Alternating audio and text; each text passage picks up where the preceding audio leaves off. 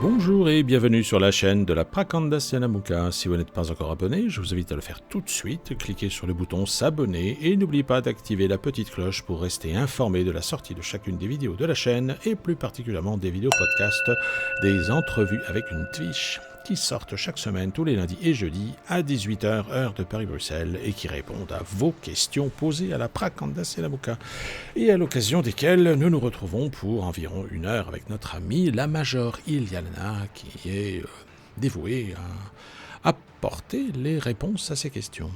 Bonjour Iliana, comment ça va tout bien aujourd'hui? Bonjour, ça va bien, merci. J'adore quand vous répondez à la question à laquelle vous posez. C'est amusant. Oui, mais pourquoi pas, ça préoriente vers le meilleur choix possible. Hein, ça vous embête pas? Ah non, je suis pas aussi embêté pour si peu quand même. Non, ça va. Et vous allez bien? Bah oui, tout bien, merci beaucoup. Alors, nous voici réunis une fois encore pour la 37e cette fois, 37e entrevue avec une biche. À la 111e, on fait la fête, hein, Iliana. Oh là là, 111e. Très honnêtement, ça m'étonnerait qu'on y arrive. Enfin, oui, pourquoi pas, dans ce cas-là, on fera la fête, comme vous dites. Et pourquoi on n'y arriverait pas? On sera tous morts. Mais quelle idée. Ouais, non, bien sûr que non. Je pense qu'on sera sorti du marasme quand même. Ah, bah encore des bonnes nouvelles. Vous êtes un puits de bonnes nouvelles, Iliana, c'est fantastique. Alors, pour cette 37e, j'ai sélectionné 4 intervenants, un peu comme d'habitude.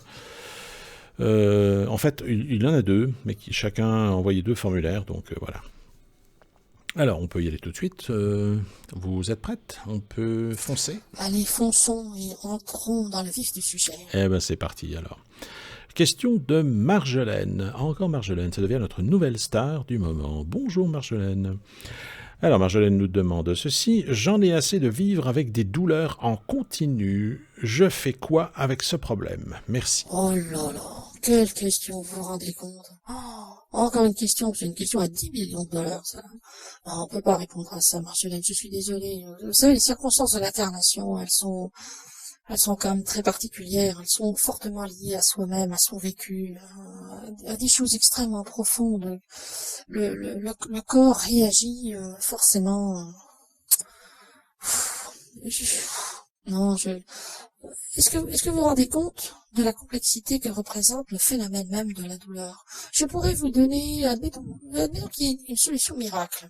Admettons, je vous donne la solution, parce que je sais qu'elle fonctionne. Si quelque chose dans votre psyché a trouvé le moyen de la douleur pour établir un équilibre précaire à votre situation intérieure, ou sans que votre mental en soit jamais informé, prenant ça pour un coup du sort, un manque de chance, etc., et qu'ils craignent que par l'application de ce remède miracle, il y ait un déséquilibre, eh bien tout va s'organiser de manière à ce que soit autre chose du même type apparaisse, soit que le remède miracle puisse ne pas fonctionner, parce que vous n'y accorderez pas foi sous l'influence de cette chose-là en vous, et ça va être une frustration épouvantable. Et ensuite, qu'est-ce que vous direz? Oh, les je raconte n'importe quoi, on promis que ça marcherait, ça... Je n'ai pas de problème. Non, c'est vrai. Alors, enfin, on ne peut pas prendre ce genre de problème sur nos épaules et on peut pas le partager non plus. Je sais ce que avoir mal signifie. J'ai côtoyé assez de gens qui étaient dans une véritable souffrance pour avoir partagé leur conscience à ce moment-là et voir ce que ça faisait. Moi-même, personnellement, forcément, c'est quelque chose que je ne connais pas. Aucune d'entre nous, quoi qu'il lui arrive, n'éprouve de la souffrance.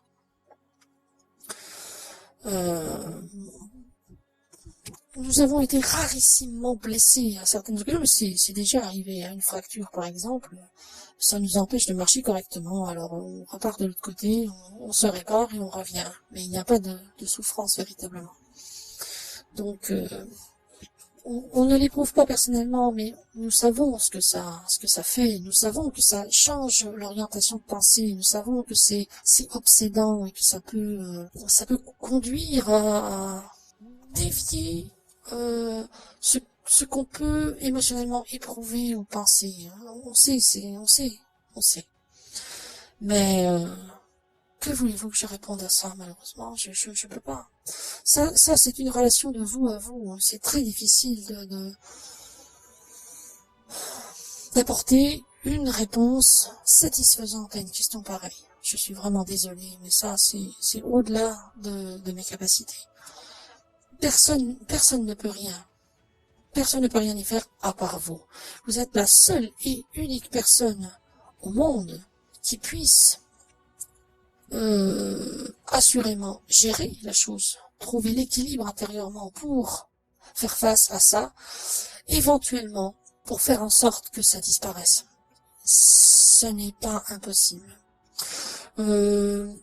Si je ne me trompe pas, vous vivez au Canada. Le Canada a dépénalisé le commerce du cannabis. Dans certains cas, ça peut être d'une aide assez considérable quand même. C'est vrai que pour les gens qui souffrent, ça peut représenter un vrai plus. Alors, bon là, je vous dis ce qui me passe par l'esprit. C'est pas une réponse en soi. Hein, je fais un clin d'œil parce que je sais que ça a aidé pas mal de gens quand même. Mais je suis très embêtée. J'aimerais pouvoir vous apporter une réponse, une solution providentielle. Malheureusement, ce n'est pas possible. Je suis vraiment désolée. Je me doutais bien que cette question vous mettrait mal à l'aise, Iliana, mais je ne pouvais pas l'éluder, hein, les poser. Hein. Non, mais je comprends bien, hein, je comprends bien. Je ne reste de reproche à personne. Hein. Mais il est un fait que c'est vraiment triste. On a hâte de devoir assez changer l'ensemble du contexte permettant à cette humanité d'avoir suffisamment changé elle-même pour que ce genre de choses, sauf exception, n'arrive plus guère. Ça, franchement, personnellement, j'ai vraiment hâte qu'on y soit. Je suppose que les personnes qui souffrent aussi bien davantage que moi. Mais c'est vrai que je suis toujours désolée, mais malheureusement, on n'a pas de solution miracle. Eh non, évidemment, avec toutes nos excuses, Marjolaine. Alors, deuxième question de sa part, pouvez-vous élaborer sur le suaire de Turin? Je suppose développer le sujet. Hein. Merci. Alors. À quel sujet? Enfin, le suaire, d'accord, mais... Vous avez fait remarquer dans la vidéo précédente, il me semble que vous supposiez Marjolaine être catholique, chrétienne en tout cas. Bon. Donc je suppose que la question est de savoir ce qu'il en est vraiment de cette histoire. Est-ce que c'est un vrai, est-ce que c'est un faux? Donc je suppose. C'est pour ça, je reviens sur ce que je disais dans la vidéo 36, donc la précédente, vidéo podcast 36, posez des questions précises, s'il vous plaît, le plus précis possible, hein, sinon ça peut être difficile quand même. Bon, qu'est-ce qu'on peut en dire, Eliana? Vite fait, de toute façon, il n'y a pas à s'y étendre pendant des heures. Oh, bah, ce qu'on peut en dire, vite fait, entre guillemets, c'est que le suaire du Turin est un faux. Enfin, c'est pas vraiment un faux, c'est un vrai faux. Voilà, c'est un vrai faux. C'est-à-dire que c'est quelque chose qui vient de l'époque du Christ, effectivement, du même coin. Ça devait être quelqu'un qui l'a peut-être côtoyé, mais ce n'est pas Jésus dont la face est imprimée sur ce suaire. De toute façon, c'est un phénomène psychique qui s'est produit. Ça, on est bien d'accord. Ce n'est pas un miracle issu du Fils de Dieu. Ça c'est très très très orienté religion. En fait, les faits sont quand même beaucoup plus terre à terre que ça, en tout état de cause. Quel que soit le phénomène, hein, qu'il s'agisse du Christ en personne, de ce qu'il a fait, etc. Bon, ça correspond à un vécu terre à terre qui a été rapporté et ensuite enjolivé dans une mythologie religieuse destinée à capturer l'attention des âmes et les rendre esclaves de ça. Bon, je pense que tous ceux qui nous écoutent ont un petit peu compris ma position par rapport à ça, par rapport à ce contexte.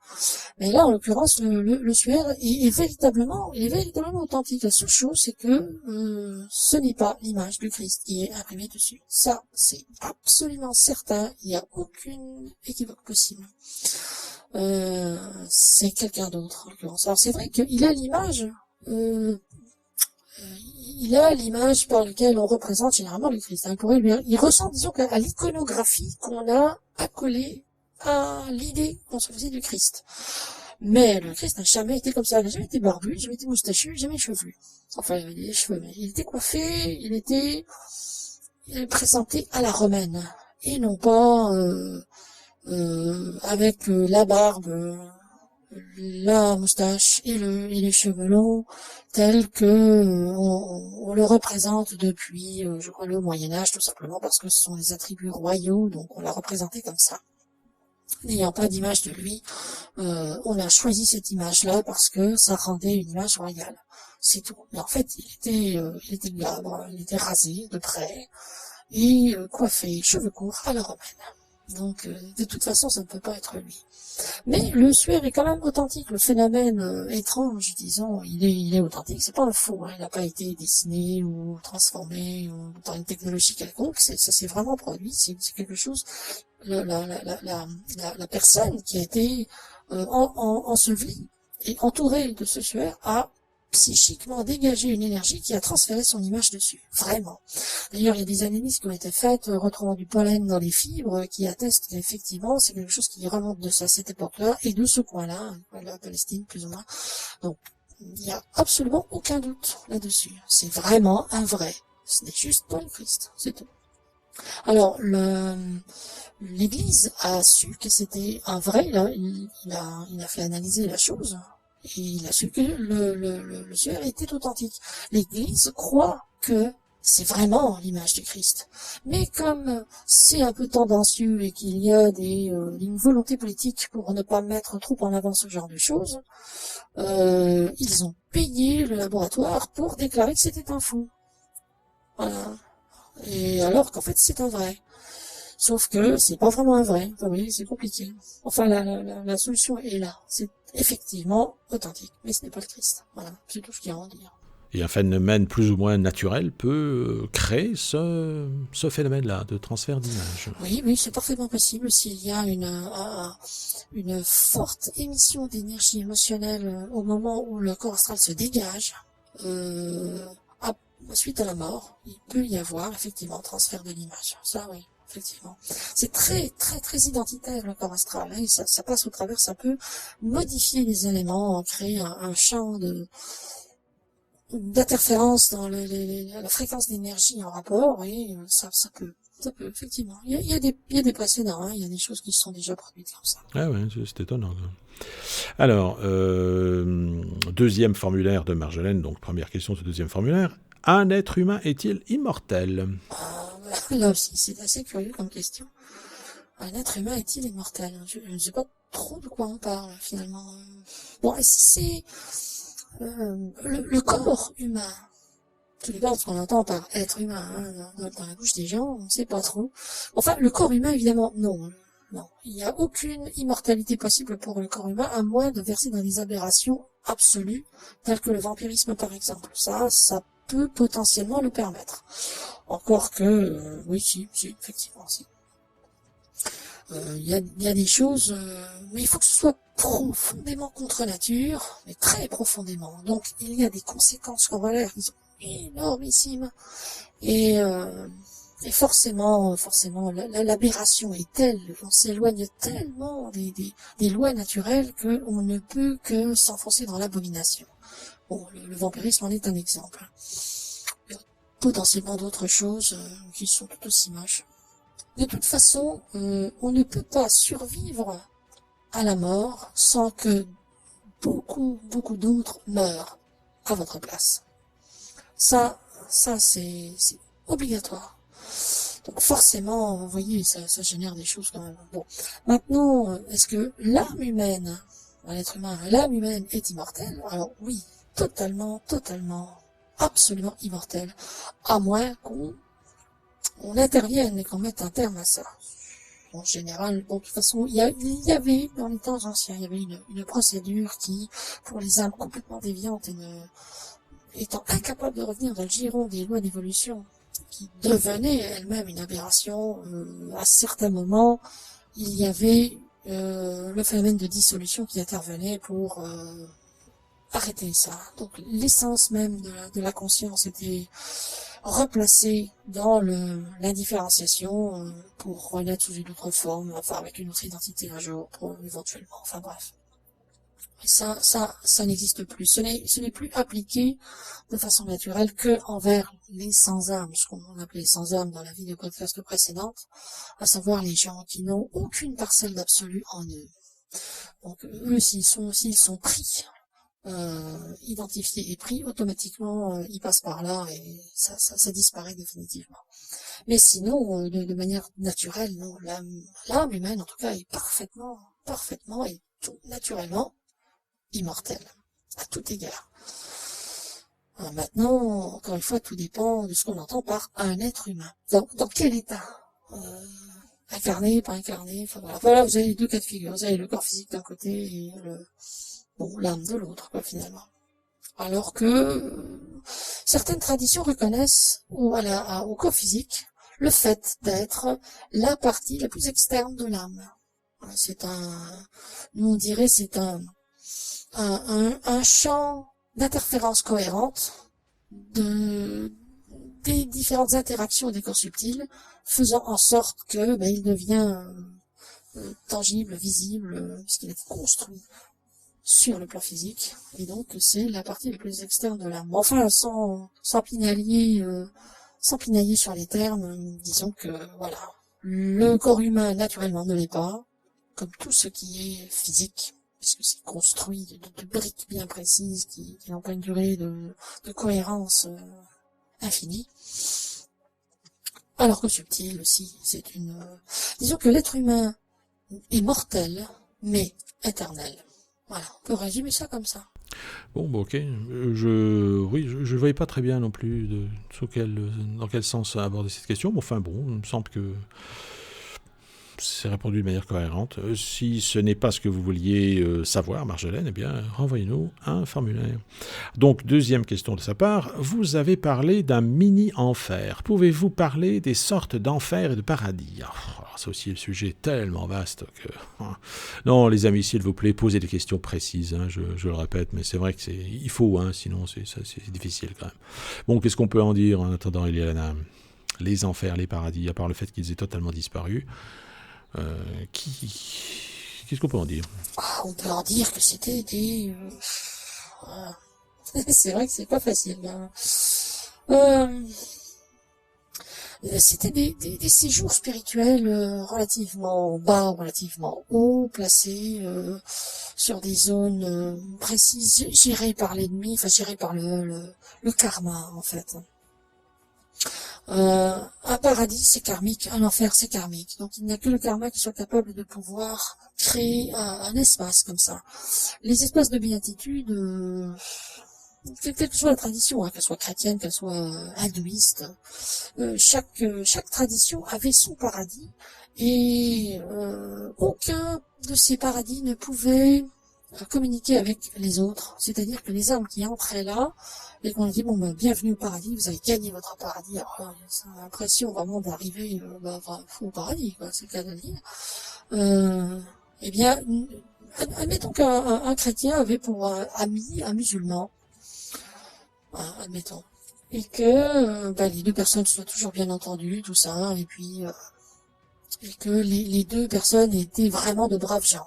Bon, pour finir, l'un et l'autre meurent, et chacun des deux, pardon, par rapport à sa propre tradition, eh bien, après la mort se retrouvait chacun dans le paradis correspondant à sa tradition. Chacun des deux se disant, finalement c'est moi qui avais raison, c'est ma religion qui est la vraie, les autres n'existent pas. Et il surveille quand même la porte d'entrée pour voir si son ami chrétien est là. Et il le voit pas arriver. C'était pas quelqu'un de méritant. Il était gentil pourtant, il était bien. Oui, mais il correspondait pas aux critères d'entrée au sein du paradis. Hein. Il a mangé du porc, il faisait pas la prière le vendredi. Enfin, il n'était pas musulman, donc il peut pas aller au paradis. On lui disait pas qu'il y avait un paradis pour chrétiens de l'autre côté, catholique, hein, parce que chaque segment de la chrétienté avait ses propres paradis. Enfin, chaque segment avait son propre paradis. Alors, le chrétien, c'est pareil, hein. Il dit, ah ben non, l'autre, ben, il est musulman, hein. Il croyait pas en le Christ, hein, donc, il peut pas rentrer au paradis, hein. Et forcément, personne ne leur disait que, l'autre, le copain, était dans son propre paradis, puisqu'il est censé n'y avoir qu'un. Alors, chacun entrant dans le paradis de sa tradition, se dit, ouais, finalement, c'est moi qui avais raison, quoi. Il n'existe qu'un seul paradis, et puis les autres n'ont pas le droit d'entrer parce que, ben, ils se sont pas convertis à ma religion. Ce qui tendait quand même de vie en vie à consolider la croyance en le fait qu'il n'y avait qu'une seule vraie religion, c'est celle qui avait toujours été expérimentée durant les incarnations successives. Et puis voilà, donc c'est extrêmement pernicieux. En plus, les paradis sont des paradis de repos, hein, en général. Enfin ça, c'est quand même beaucoup chrétien, ça, hein, le repos éternel. Parce que chez les musulmans, c'est le plaisir majoritairement sexuel. Chez les hindouistes, eh bien, c'est la contemplation du séjour des dieux. Il y avait une atmosphère différente dans chacun de ces paradis et finalement, de séjour en séjour, placés à des hauteurs différentes, finalement, les âmes qui sont quand même par nature faites pour évoluer, pour aller de l'avant, se retrouver dans une fois de garage, stagner là, et pour finir, s'ennuyer un peu, voilà. Ou alors, les autres en profiter. Ça, c'est les bouddhistes, dans la tradition de l'Hinayana, le petit véhicule, où les gens faisaient des ascèses pour se libérer eux personnellement, et puis pour tout le reste, bon, on s'en fout, à se retrouver dans des paradis, parce que c'est ce qu'ils cherchaient, et se caler dans une petite loge où ils étaient tranquilles, ils pouvaient ronfler, s'ils avaient des gens qui priaient pour eux, s'ils avaient fait en sorte d'être connus de leur vivant, des gens leur faisaient des offrandes, priaient pour eux, etc. Donc ils engrangeaient de l'énergie pour consolider leur paradis. Parce que si on n'alimente pas le paradis qu'on s'est fait soi-même, à ce moment-là, ce paradis s'effondre et finalement on se retrouve à la rue, hein, quelque part, sur le plan subtil toujours, bien sûr. Maintenant, si c'est un paradis qui est consolidé par une religion, qui est entretenu par une religion, qui est payé par une religion, hein, c'est quasiment ça. Là, c'est différent. Là, on n'appartient pas à quelque chose qui nous appartient à nous, mais qui appartient à quelque chose de plus vaste. Donc, il faut correspondre aux règles, aux critères, il faut faire ce qu'on nous demande, il faut être digne d'y rester. Là, commencent des compromissions assez troubles. Il y a beaucoup de gens qui se sont retrouvés au paradis, qui finalement en ont été extrêmement déçus, se demandaient, mais qu'est-ce qu'on fout là? Où est Dieu, d'ailleurs? Je le vois jamais. Ah, mais quel orgueil avez-vous? Comment pouvez-vous prétendre vouloir voir Dieu? Ah, on m'a toujours dit que quand on est au paradis, je verrai Dieu. Ah oui, mais pas, il faut vous progressiez beaucoup plus, hein. Et puis Dieu, non, vous n'êtes pas digne de le voir, hein. Seuls certains peuvent le voir. Ah non, des hommes se sont perdus là-dedans, c'est hallucinant, hein. C'était vraiment des plateaux de tournage, voilà, c'est de la pure illusion, forcément. Et puis bon, pour finir, il y a des gens qui sont fait jeter dehors parce qu'ils refusaient de jouer le jeu de ceux qui gardaient les lieux, d'autres qui en sont partis d'eux-mêmes, et d'autres qui ne sont pas entrés. Ils ont eu l'occasion de pouvoir le faire, hein, des gens qui ont été notamment des gens extraordinaires qui ont été canonisés par exemple par l'Église à un moment donné parce que ils avaient fait des hauts faits, des choses particulières qui leur a priori les soumettaient à la possibilité de pouvoir intégrer un paradis. Eh bien, ils se sont retrouvés face à cette entrée au paradis et sentant que ça avait quand même un parfum de fouet de garage, se sont dit non, moi je sais, bon, la réincarnation, l'Église a dit que c'était impossible, ça n'existait pas en fait, finalement il se trouve bien que si, bon, peu importe, ils ont fait une erreur, pas grave, mais moi je veux y retourner pour continuer à aider. Et c'est ce qu'ils ont fait finalement. Donc finalement on a des lignées de saints entre guillemets, qui ont été peut-être plusieurs fois canonisés alors que c'était la même entité derrière. Oui, il y a vraiment tous les cas de figure. Et pour les enfers, c'est un peu pareil finalement. Les enfers karmiques, ça correspondait à en général, ce sont des séjours de culpabilisation. Alors, on ne se retrouve pas dans un enfer si on ne culpabilise pas. Alors, il y a effectivement plusieurs types d'enfers. Il y a des enfers de culpabilité, des enfers de terreur, des, des enfers de douleur. Il y a même des enfers de plaisir, des plaisirs sadomasochistes extrêmement violents, extrêmement malsains, forcément, là, c'est un enfer quand même. Mais des choses vraiment, des enclaves comme ça, où vous pouvez entrer, sortir, potentiellement. Il y a des entités vraiment malsaines qui fréquentaient ces lieux pour retirer leur plaisir de la souffrance qu'ils infligeaient à d'autres qui étaient là pour pouvoir payer des dettes karmiques, qu'ils les aient contractées ou pas, justement ou injustement, peu importe. Il y a bien souvent où les paradis des uns et les enfers des autres, parce que quand on a une entité vraiment mauvaise qui va fréquenter un enfer pour faire souffrir quelqu'un et en retirer du plaisir, si lui en retire du plaisir, cet enfer-là est un enfer pour sa victime. Et pour lui, c'était un paradis, forcément. Donc, paradis, enfer, ça se jouxtait quand même pas mal pour les uns et pour les autres, tout en sachant que les uns et les autres fricotaient ensemble par rapport aux entités qui avaient la garde de ces séjours-là, pour pouvoir maintenir leurs intérêts et accroître leur propre fortune astrale, si je puis dire. C'est pas de l'argent monétaire, c'est de l'énergie de mérite et de l'énergie de puissance et de pouvoir. Oh, c'était un glauque épouvantable. Donc bon débarras, voilà. Bon après, oui, la question est floue, je peux pas répondre précisément à une question floue, je peux que répondre dans le flou, donc c'est pour ça que j'aimerais quand même bien autant que possible qu'il y ait des questions précises, effectivement, c'est quand même plus simple. Enfin là, ça vous donne un panel un petit peu des genres de choses qu'on pouvait trouver à l'époque et qui étaient d'un côté comme de l'autre, qui étaient vraiment moches, finalement. Donc de toute façon, tout ça se trouvait sur des strates astrales. Les cieux en question, bon, il y en avait effectivement de plusieurs types. Les anges n'étaient pas au paradis, les anges avaient leur propre séjour, 14 étagés sur 14 plans de conscience, logés très haut, très très haut sur le plan astral, tellement haut qu'on sortait quasiment de l'astral, c'est vraiment les cieux, quoi. Alors que les enfers étaient quand même extrêmement, extrêmement bas. Bon, je vais pas raconter l'histoire des enfers, parce que les premiers enfers tenaient lieu de paradis artificiel en l'occurrence, et étaient effectivement logés dans sur un plan subtil, mais très profondément enfoui sous la surface de la terre. D'où l'image de l'enfer qui se trouve sous le sol, près du feu, tout ça. Bon, il y a une raison historique entre guillemets à ça.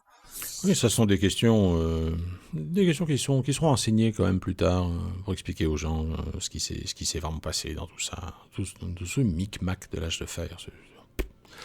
Enfin bon, voilà, j'espère que vous aurez été malgré tout satisfaite, Marjolaine, de la réponse apportée. Sinon, eh bien, effectivement, renvoyez-nous une précision supplémentaire, complémentaire. Voilà, alors on passe à l'intervenant suivant, Papam en l'occurrence, qui nous demande ceci: comment un être humain incarné peut-il se libérer de la peur? Oh là là, là aussi la question. Oh là là. Moi je ne sais rien. Je n'en sais rien. Si, il faut l'affronter. C'est quelque chose qui doit être dompté en soi. Ça, ce n'est pas un sujet facile pour moi, parce que les Ditch ne connaissent pas la peur. C'est quelque chose qui nous est inconnu. Donc, et je dirais que les matriciels, les Ditch incarnés, sont pas encore assez grands pour avoir vraiment connu ce qu'on appelle la peur. Ah, c'est délicat. Je pense que la seule chose qui soit vraiment efficace, c'est d'affronter cette peur. Ça dépend laquelle encore, parce que toutes les peurs ne se valent pas. Il y a les phobies en général, il y a des peurs paniques d'un souvenir qui remontent. Les phobies, c'est délicat. On peut difficilement les affronter comme ça. C'est structurel, c'est ancré en soi. Et si on essaie d'aller au-delà, d'avoir le courage d'aller au-delà, le cerveau disjoncte et en général, on tombe dans les pommes. Donc ça, c'est vraiment, faudrait peut-être envisager une hypnothérapie ou faire de l'auto-hypnose éventuellement, ou des techniques d'autosuggestion profondes pour venir à bout de ça, pour vraiment limer les espèces de censures qu'il y a dans la psyché. Sinon, ce sont des peurs simples, je dirais, la peur de parler en public, la peur d'aborder une fille ou un garçon, la peur je ne sais pas. À partir du moment où c'est pas une phobie, c'est simplement quelque chose qui nous met mal à l'aise, je pense que on peut, en affrontant et en prenant l'habitude d'affronter ça, on peut venir à bout. Il faut du temps, de la patience et du courage, effectivement. Mais c'est vrai que ça vaut la peine à perdre d'une terrible limitation. À part l'affronter et bloquer le mental et faire confiance, appeler à soi des forces supérieures pour protéger, pour donner le courage, je vois pas comment faire. C'est une émotion qui naît spontanément, un peu comme toutes les émotions. À partir du moment où le contexte se présente, l'émotion apparaît. Et la seule chose à ce moment-là qui serait à faire serait de transmuter l'énergie de peur. Ça n'empêche pas de la ressentir, mais ça en limite très considérablement les dégâts, l'impact vibratoire de l'énergie de peur en soi, en tant que telle. Sinon, non, l'affronter, effectivement. À part pour les phobies, je vous dis où ça ne fonctionne pas en principe. Quand c'est vraiment une vraie phobie, ça ne fonctionne pas. Mais sinon, l'affronter. Je ne vois que ça. On peut apprendre à dominer la peur. C'est pas qu'on la ressent pas, c'est qu'on se met à côté de ça et on fait quand même malgré tout. On dissocie un peu sa conscience. Il y a la partie de moi qui a peur, je la mets de côté, je la vois, je sais qu'elle est là. Bon, peu importe, je fais pas trop attention, mais je fais autre chose en attendant. Et on essaie de maintenir l'équilibre comme ça. C'est une gymnastique, il faut essayer. Il n'y a pas vraiment de méthode. Mais si vous n'affrontez pas, rien ne se fera jamais. Ça ne passera pas tout seul. Donc, c'est la seule réponse cohérente que je vois à cette question, franchement difficile pour le coup. Bon, d'accord pour ça. Rien d'autre à ajouter, vraiment? Non, franchement, je vois pas. À part ça, je vois pas. Je dis, on maîtrise quand même assez mal le sujet pour le coup. Mais c'est la seule chose qui me paraisse cohérente par rapport au nombreux cas que nous avons constatés, tout simplement. Pourquoi vous pensez qu'il y a quelque chose à ajouter, éventuellement? Non, pas particulièrement. Je vous demandais juste si vous étiez allé vraiment au bout de l'argumentation. Bien, de mon point de vue ici maintenant, oui. Je vois pas quoi ajouter. Bon, ok pour ça. Alors, deuxième question de Papam. J'ai la capacité, en faisant semblant de converser avec un être, de glaner des informations qui sont complètement hors de tout raisonnement mental. Je sens que mon cerveau atteint une fréquence où les mots s'expriment à travers moi. Je pense que tout être humain peut faire pareil. Ma question est la suivante. Qu'en est-il vraiment? Suis-je en communication avec un être précis ou est-ce l'exercice de la capacité fascinante de l'esprit à capter toute information nécessaire à son évolution? Là, je pense que la question est relativement imprécise aussi parce que on ne dit pas de quel type d'être il s'agit. Un être imaginaire, un être physique, un être subtil, un être appartenant à quel règne? Un humain, un animal, un végétal? Je sais pas, vous en pensez quoi, Elielena? Vous répondriez quoi à ça? Oui, c'est vrai que c'est un peu flou quand même. Non, c'est trop flou pour avoir pour me donner une réponse vraiment précise. Je dirais que ça peut être tout ça. Ça peut être tout ça. Il peut y avoir effectivement une mise en connexion, faire semblant en faisant semblant de converser avec un être. Faire semblant, c'est la simulation. À partir du moment où on crée une simulation dans laquelle on accorde foi, c'est quand même quelque chose qui enclenche un processus de mise en résonance qui rend la chose réelle davantage qu'elle l'est au départ. Donc il y a des chances qu'effectivement, en fonction de la nature de l'être avec lequel on fait semblant de converser, qu'il y ait quelque chose qui se produise. Si c'est avec un animal, ça peut être, on peut capter son attention, on peut capter son intention, pardon. On peut capter son désir du moment ou sa pensée, entre guillemets, selon son propre mode d'expression. Il y a des choses différentes qui peuvent qui peut effectivement se produire à ce moment-là. Maintenant, on peut capter quelque chose, mais qui soit sans rapport. On se met dans une disposition d'esprit particulière, on n'arrive pas à enclencher le contact, mais on prend contact avec autre chose pour le coup. Et on a l'impression que c'est avec l'être en question avec lequel on essaye de converser, alors qu'en fait on est connecté à autre chose. Ça, c'est une possibilité aussi. Ça peut être une simple intuition, un élément qui est capté à partir du moment où on simule une situation qui est l'équivalent de poser une question et on a une réponse qui arrive, mais d'ailleurs. Ça, c'est une possibilité aussi. Vous voyez, c'est quand même faudrait vraiment préciser le contexte pour avoir quelque chose de bien structuré pour pouvoir vraiment rentrer profondément dans le sujet. Là, il y a trop de possibilités de réponse pour être vraiment précise. Hein. Je suis désolée. Mais disons que ça peut être tout ça. Ça peut être effectivement tout ça. Un petit mélange de tout ça, ou une chose ou une autre parmi les possibilités qui ont été offertes dans l'énoncé de la question elle-même. Alors, Papa nous ajoute une remarque. Merci pour toutes vos réponses, Major Ilialana. Merci à tous les deux. Eh bien, il n'y a pas de quoi. Mais c'est vrai qu'une question comme ça, insuffisamment précise, est un peu frustrante pour Ilialana et moi, parce qu'on aimerait pouvoir faire mieux et plus, et puis on est un peu limité par le cadre vraiment très très très étendu. Donc, essayez de penser à vraiment poser des questions précises.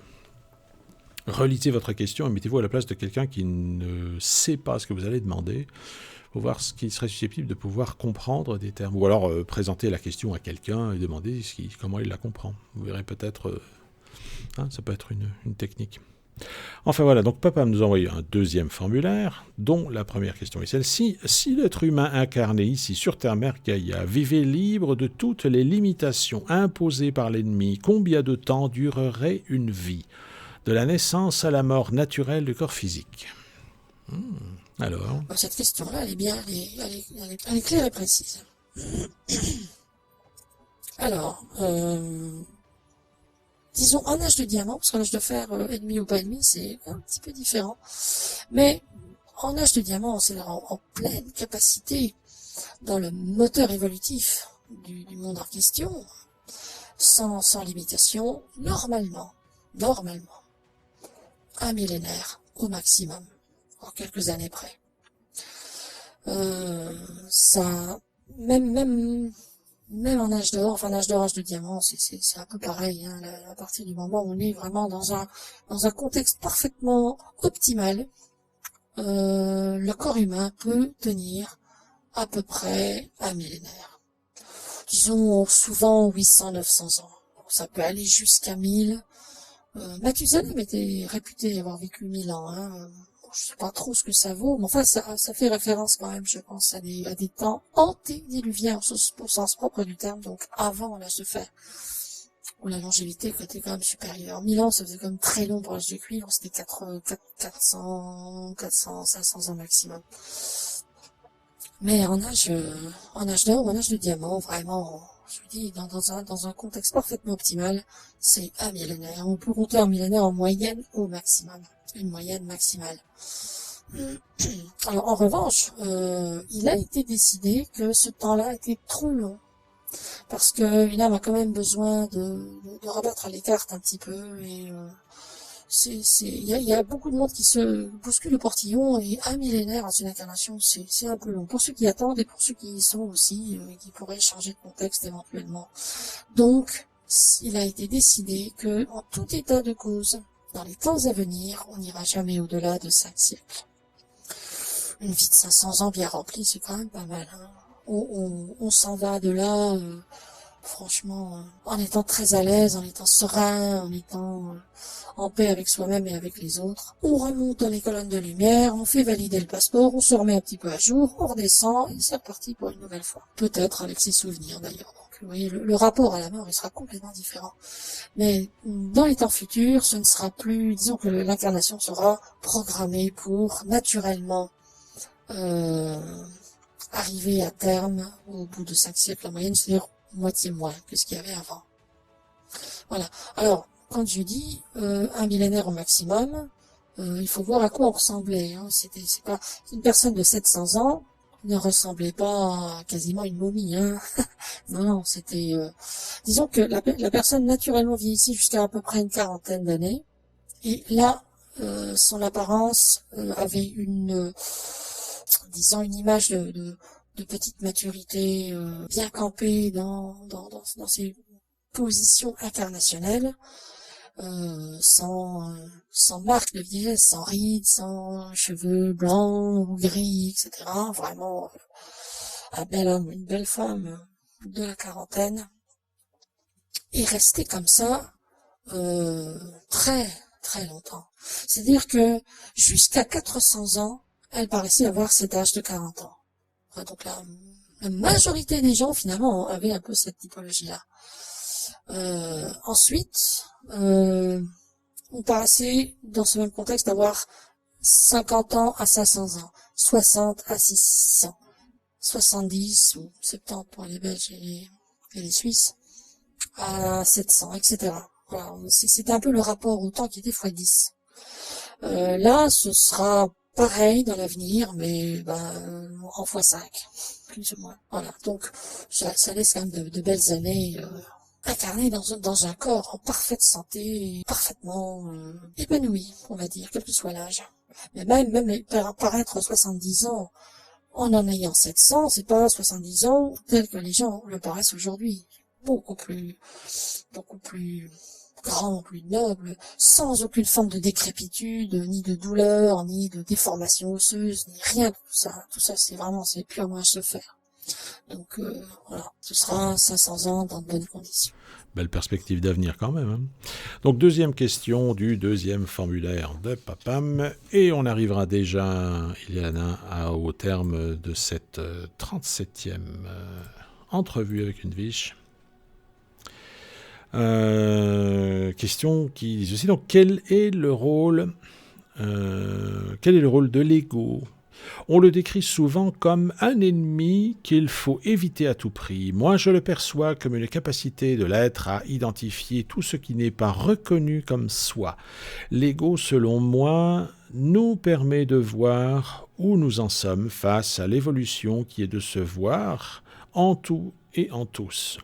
Un peu comme les points sur un radar nous montrant les endroits où nous ne sommes pas aptes à nous reconnaître dans l'autre. Qu'en est-il vraiment ? Voilà, quand même. Hein. Alors. Oula, je perçois cette perception comme un peu confuse quand même. Hein. Alors, il faut s'entendre sur les termes. Hein. On a souvent orgueil et on a ego. Alors là, en l'occurrence, Papem nous décrit quelque chose qui finalement ne correspond ni à l'un ni à l'autre. L'orgueil, on en a parlé dans la vidéo podcast précédente, il s'agissait donc de la surestimation de soi, donc ça n'a encore rien à voir. L'ego, c'est, selon la définition, enfin selon la vue de la situation par Papa, serait le fait de se percevoir soi-même par rapport à autrui, ou par rapport à sa possibilité de se voir en l'autre. Alors là où il n'y a pas possibilité de se voir en l'autre, à moins que l'autre soit une monstruosité, c'est qu'il y a un défaut dans la capacité de se reconnaître comme faisant partie du tout. En fait, l'ego, c'est pas ça. L'ego, c'est l'illusion d'être séparé du tout. Il y a de l'idée dans la description qui est faite, mais c'est pas tout à fait ça. C'est une réinterprétation libre du phénomène en tant que tel. En fait, l'ego n'existe pas. L'ego, c'est quelque chose, c'est une illusion d'optique. D'optique. Quasiment. Disons une illusion mentale générée par le mental qui perçoit la réalité et qui identifie en édictant les différents éléments de la réalité perçue. Ah, je vois Robert, je vois Georges, je vois Marcel, je vois Jacqueline, je vois Isabelle, etc. Bon. Donc, ce sont ces gens-là, et moi, je suis moi.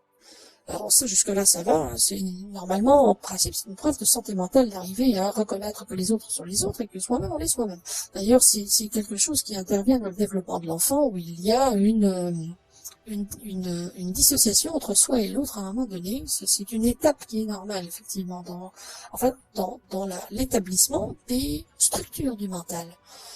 Bon, une fois que ça c'est établi et qu'on est en capacité de pouvoir voir que l'autre est l'autre et que soi est soi, il faut aller plus loin, là où la conscience est capable d'aller, alors que le mental, lui, en est plus ou moins incapable. Il peut l'admettre, mais il ne peut pas le faire à la place de la conscience. C'est-à-dire se projeter en l'identité de l'autre, en sachant que l'autre est une partie de soi. Ça, le mental en est absolument incapable, ce n'est pas possible, ce n'est pas dans ses facultés propres. C'est pas la peine de lui demander quelque chose dont il est incapable. Mais par contre, la conscience, si elle est éveillée à des réalités plus grandes, plus hautes, que simplement le constat mental d'une réalité, eh bien, on peut à ce moment-là faire aussi le constat qu'on fait partie du tout et que le tout est en soi. Alors, l'ego, finalement, n'est que l'image persistante du décor qui nous entoure et qui donne cette illusion d'être séparé de ça. Hein, on voit quelque chose. Alors, celui qui regarde est une chose, et ce qui est regardé par celui qui le regarde en est une autre. Alors oui, évidemment, dans le cas d'une vision prismatique, c'est évidemment normal, parce que si au niveau de la vue, on n'avait pas ça, on verrait entièrement flou, on verrait rien du tout. Donc forcément, hein. Alors il ne faut pas confondre la vision fonctionnelle de quelque chose, d'une réalité, et son interprétation. C'est toujours pareil, c'est toujours ce que je dis. Hein. La réalité que vous percevez n'a rien à voir avec ce qui est. C'est uniquement avec, c'est le décodage de ce que vous percevez. Ce que vous considérez comme étant la réalité est une interprétation purement mentale. On peut triturer le mental ne serait-ce que par comment on appelle ça, l'hypnose. On peut suggérer à quelqu'un par hypnose, quand il voit un singe, de voir un éléphant. Alors il verra bien un singe, mais pour lui, dans son esprit, c'est un éléphant. Hein, je me souviens d'une séance d'hypnose sur un plateau de télévision où quelqu'un avait hypnotisé quelqu'un, un animateur, et lui avait suggéré que, eh bien, une star allait venir, une star qui était très improbable sur ce plateau-là, et en fait, ils ont fait entrer un âne. Et le gars avait été hypnotisé pour prendre cet âne qu'il voyait bien être un âne, pour le prendre pour la star en question. Donc finalement, il l'a pris par le cou, il a pris une photo avec, il était tout content. Oh là là, je vais prendre une photo avec la star. Il voyait bien que c'était un âne. Il le voyait bien. Il n'avait pas l'impression qu'il s'agissait de la star en question. Il voyait l'âne. Il savait que c'était à quatre pattes, etc., puisqu'il s'est accroupi pour être au niveau de sa tête. Je dirais, il n'y avait aucun équivoque possible. Et pourtant, interprétativement, c'était la star. Donc il y a un décalage profond entre ce qu'on voit et ce qu'on interprète. Alors là, évidemment, c'est un cas particulier parce qu'il y a une suggestion. Mais bon, dans un cas normal, il y a d'autres suggestions qui interviennent, qui sont normales pour tout le monde. Donc tout le monde considère que c'est normal, alors que ça ne l'est pas du tout. Donc c'est cette incapacité de voir la réalité au-delà des apparences. Donc voilà. Le fait est que cet ego nous met en marge de ce qui est face à nous. Il y a ce qui est en face à nous, ce qu'on interprète comme étant ça, et notre vision de nous-mêmes, qu'on interprète aussi. On s'interprète soi-même comme souvent étant différent de ce qu'on est réellement. C'est pour ça qu'il y a des gens, moi, je crois pas à l'âme, je crois qu'à ce que je vois. Dans leur conception des choses, ils ont raison, mais il y a d'autres choses qu'ils ne perçoivent pas, qu'ils n'interprètent pas. Donc voilà, et ça c'est un phénomène de conscience. Quand il y a évolution de cette conscience, eh bien les horizons s'élargissent, et forcément l'horizon des événements de la réalité va plus loin. Donc on perçoit d'autres choses qu'on ne percevait pas avant, on les comprend mieux, on les interprète de façon plus juste. Alors l'ego, c'est quelque chose qui est naturel mais qui n'existe pas. Le mental existe, une fonction propre à l'être humain. Mais l'ego est l'illusion que génère le mental en voyant des choses séparées. À droite, il y a Jacqueline, à gauche, il y a Robert. Eh ben, voilà. Donc, il y a moi, d'abord, toujours moi d'abord, hein, en principe, dans ce genre de cas. Il y a Robert, il y a Jacqueline. Bon, évidemment, on est parfaitement d'accord là-dessus.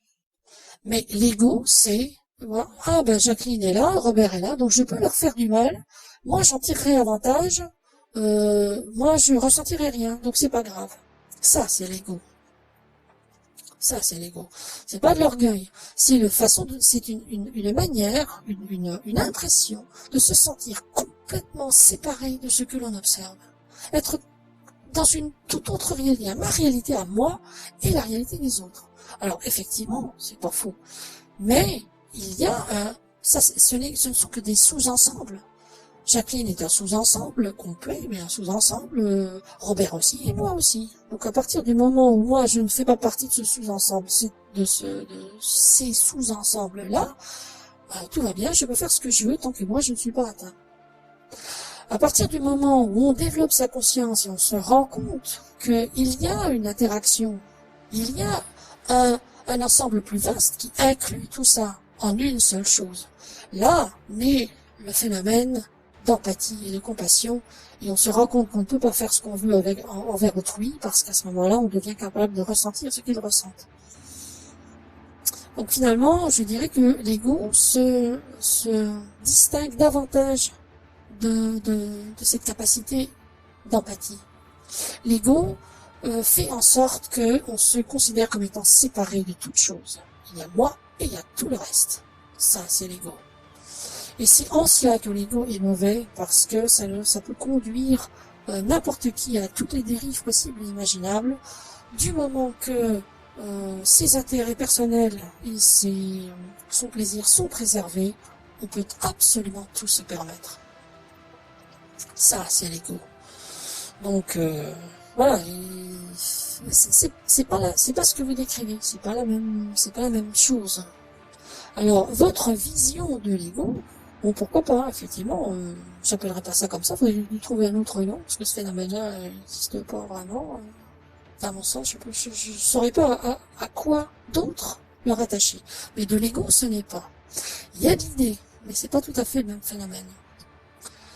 Alors, bon, l'ego quelque part est inévitable, mais il faut pas s'appuyer dessus. À partir du moment où on se rencontre, à partir du moment où on se rend compte que l'autre est l'autre et que soi est soi, qu'on s'en rend compte, on en prend conscience, forcément il y a apparition égotique, puisque il y a quand même moi dans l'histoire. Bon, on peut pas être complètement, on peut pas imaginer qu'on est l'autre et que soi n'existe pas, c'est pas possible, ça c'est de la folie déjà. Mais disons que cette séparation des individus ne doit pas jouer en faveur d'une absence de compassion. Là, il faut se débarrasser de l'ego.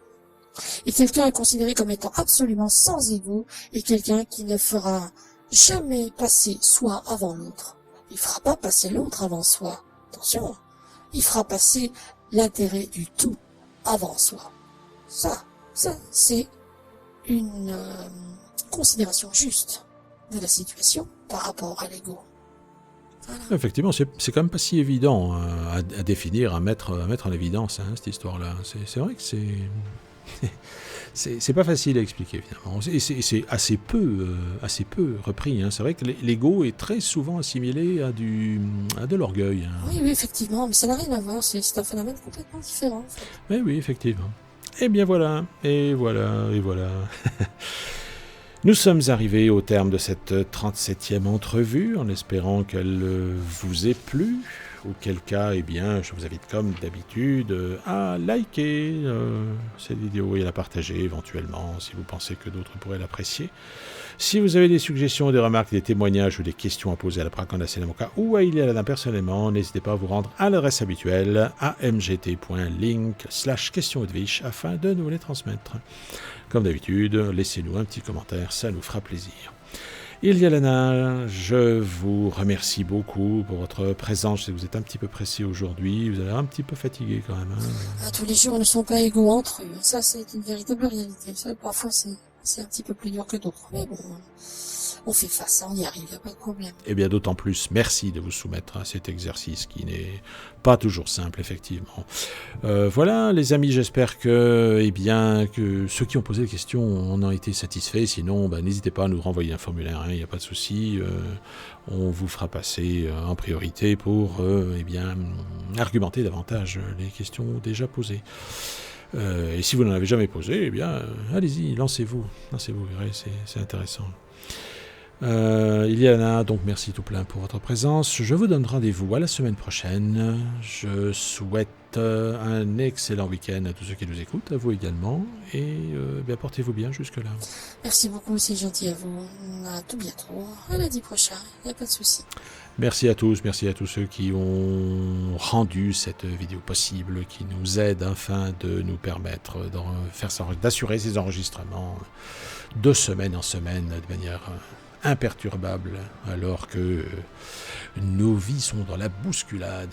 En tout cas, tenez le coup, ça vaut la peine, on y arrive. Portez-vous bien, chérissez-vous les uns les autres, on vous aime fort, n'en doutez pas. À lundi les amis, allez bye bye. Au revoir à tous, bye bye.